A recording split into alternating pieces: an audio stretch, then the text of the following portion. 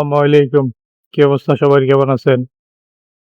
আজকে যাইতেছি আমার একটা বন্ধু মুন্না কফি শপে কাজ করে ওর কফি শপে যাইতেছি ওর সাথে দেখা করতে।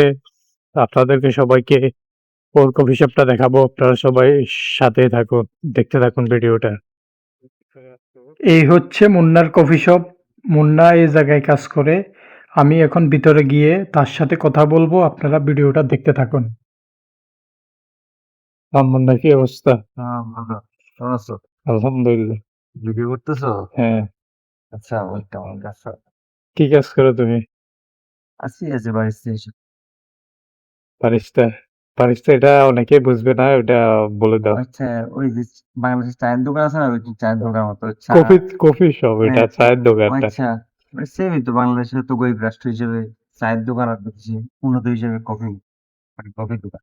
আহ, এখানে চাটা এগুলা মানে হালকা একটু চিনি দিয়া, হালকা একটু দুধ দিয়ে পানির সাথে মিক্স করে ব্যাস হয়ে গেছে। সরকারি